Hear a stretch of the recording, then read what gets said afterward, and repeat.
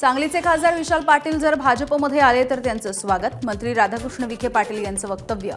विखेंच्या वक्तव्यामुळे राजकीय वर्तुळात चर्चांना उधाण. उपमुख्यमंत्री सुनेत्रा पवार यांची माळेगाव सहकारी साखर कारखान्याच्या संचालक मंडळाच्या बैठकीला हजेरी. माळेगाव साखर कारखान्याच्या चेअरमनपदी नियुक्ती होण्याची शक्यता. माळेगाव सहकारी साखर कारखान्याच्या चेअरमन पदाची निवडीची प्रक्रिया ही पुढे ढकलण्यात आली आहे. निवडणूक निर्णय अधिकारी आजारी असल्यामुळे निवड पुढे ढकलली.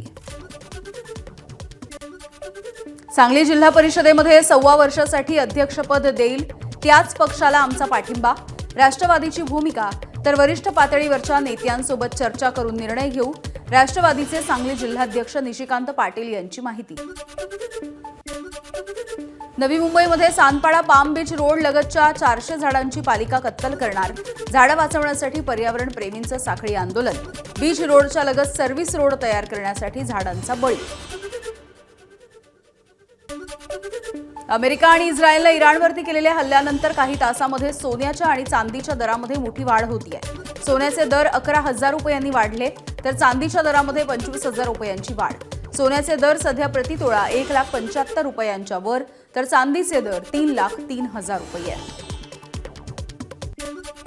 वाशिम कृषी उत्पन्न बाजार समितीमध्ये पहिल्यांदा जवसाच्या पिकाची विक्री होताना दिसते आहे. जवसाच्या पिकाला 7,000 रुपयांचा दर सध्या मिळतोय.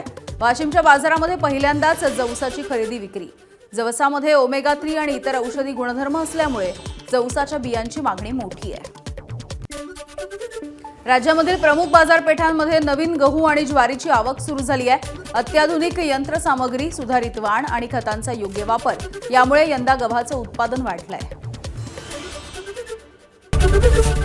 एबीपी माझा, उघडा डोळे बघा नीट.